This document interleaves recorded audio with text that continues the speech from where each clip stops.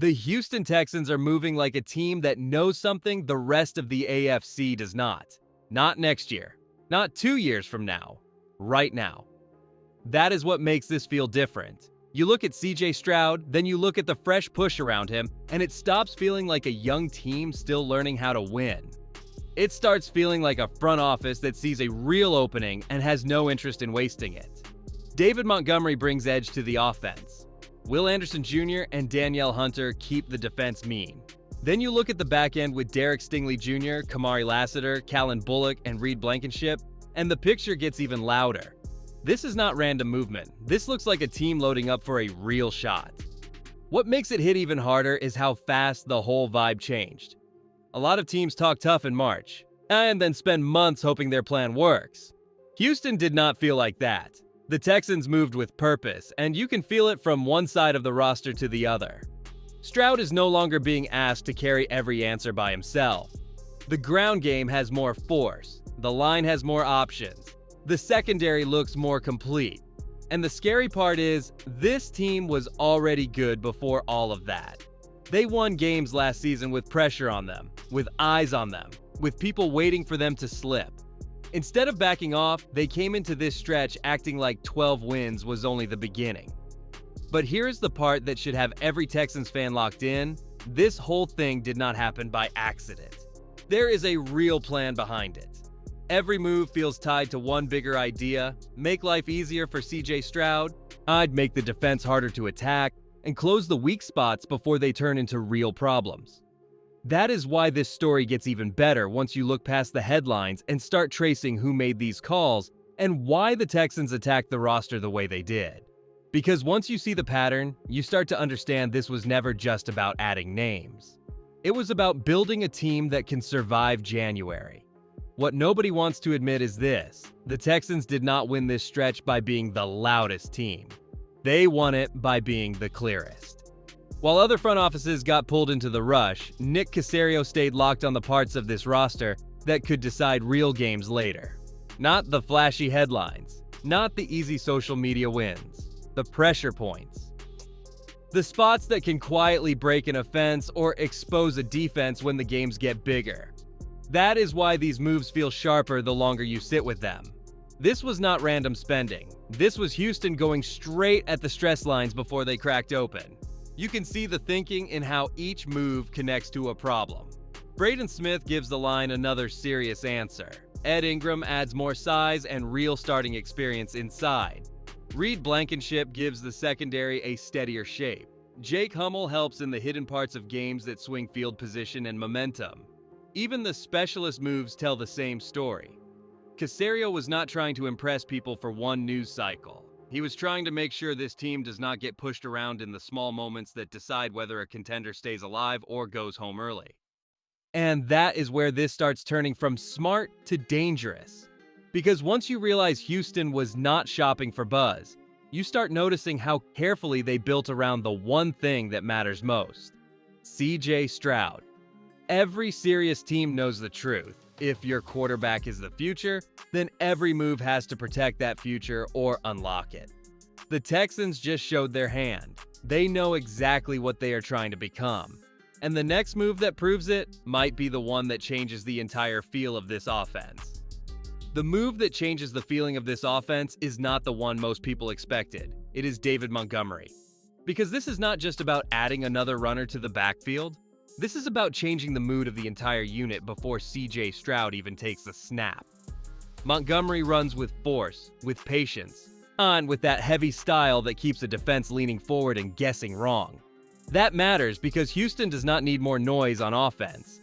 It needs balance that makes every fake look real and every passing window feel a little cleaner. Now imagine what that does for the rest of the field. Linebackers cannot just sink back and wait on Stroud. Safeties cannot stay relaxed and read the pass all day. The whole picture gets tighter. The defense has to honor the run, and once that happens, the Texans can start pulling people out of position. That is where the pressure starts building. Montgomery is the kind of back who can turn a normal drive into a long, draining fight, and that changes how defenses handle the next series and the one after that. It puts Houston in control of the rhythm, not just the play call. And that is why this move feels bigger than a simple backfield upgrade. It gives the Texans a stronger identity on offense, one that can hit with power and still strike through the air when the defense gets impatient. But the really interesting part is this. Montgomery may not be the only move that reshapes how this offense functions. Because once you look in front of him, and once you start seeing how Houston built that line, the whole plan starts getting a lot more serious. The part that could change everything is not sitting in the spotlight, it is sitting in front of CJ Stroud. That is where Houston made this whole offseason feel a lot more serious.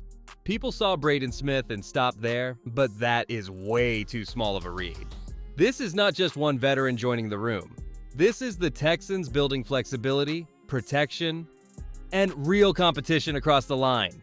Smith brings experience. Trent Brown brings size and stability. Ed Ingram brings another proven body inside. Then you start thinking about how all of those pieces can fit together, and suddenly this stops looking like a patch job and starts looking like a full reset. That is why this part matters so much. A quarterback can have weapons, he can have a defense, he can have momentum, but if the line breaks down at the wrong time, none of that survives. Houston knows that. The Texans have lived through what happens when the pocket gets muddy and the whole offense starts rushing itself. This time, they are trying to stop that before it starts. They are giving themselves answers. They are giving themselves options. And the best part is, not every answer has to be obvious right now. And that uncertainty is actually a strength, because it means this staff can shape the final group around what works best instead of forcing one plan. And that is where the tension rises. Because if Houston really did fix more of this line than people realize, then the offense is about to feel a lot different on Sundays. A steadier front changes the run game, the timing, the deep shots, all of it. But as important as that is, the next part may be even more dangerous.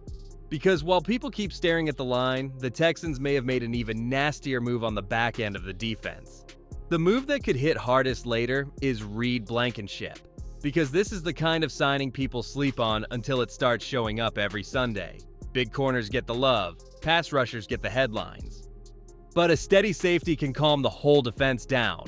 That is what makes this feel important.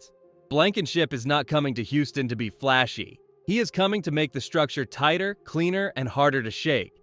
And when you already have talent like Derek Stingley Jr., Kamari Lassiter, and Callan Bullock, one clean piece in the right spot can change the entire picture. That is where this gets dangerous for opponents. A stronger safety pairing gives the Texans more freedom everywhere else. It can help Bullock play faster. It can let Jalen Peters settle into a role that fits him better. It can make those outside corners even more aggressive because they know the support behind them is stronger. This is how good defenses go from talented to complete, not by adding one superstar name, but by removing the weak link that offenses kept trying to find. Houston already had speed, length, and playmakers.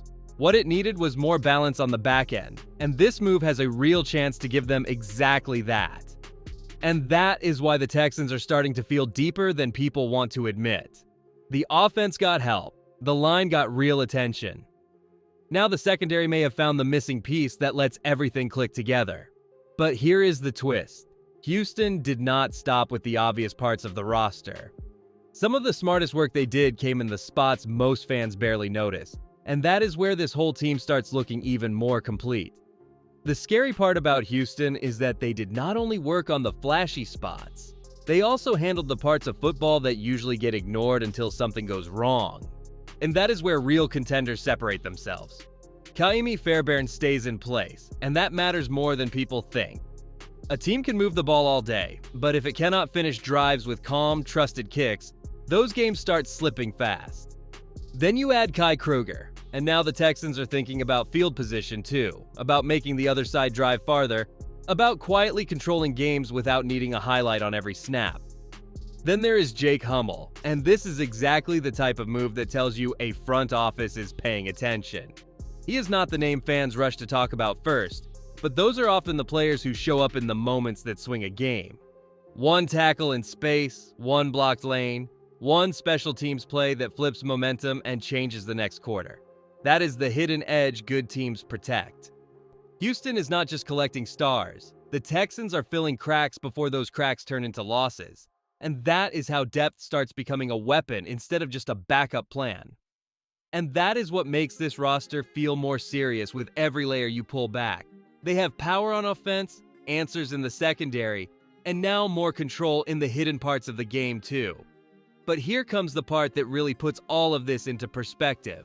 Because while Houston was tightening every corner of the roster, other teams were throwing cash around in ways that could age badly fast. And that contrast makes the Texans look even smarter. The wild part is not that the Texans were active. It is that they stayed calm while the rest of the league started spending like panic had taken over. That is where Houston starts looking smarter than people want to admit.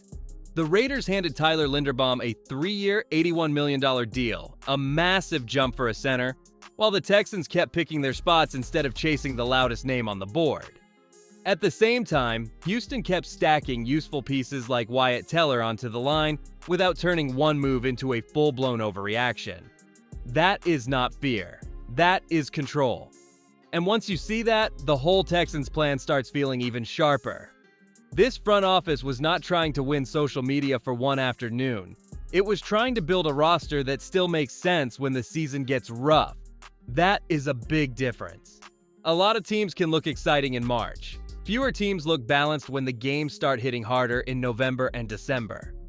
Houston chose fit over noise, depth over hype, and structure over chaos. That kind of thinking does not always get the biggest reaction right away, but it tends to age a whole lot better when injuries hit, when matchups get ugly, and when your quarterback needs the team around him to stay solid. Now, the picture gets even bigger, because smart spending only matters if it leads somewhere real.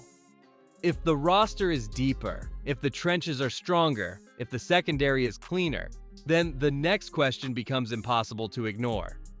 What does all of this mean once the schedule shows up and the AFC starts sorting itself out? That is where this story stops being about transactions and starts being about how far the Texans can actually go. The part that makes this even more serious is the road in front of them. So the Houston Texans are not staring at some impossible wall in 2026. They already know the opponent list, and it gives them a real opening if this roster comes together the way Houston believes it can. Their 14 opponents combined for a .475 winning percentage in 2025, and the Texans are set to face 6 playoff teams.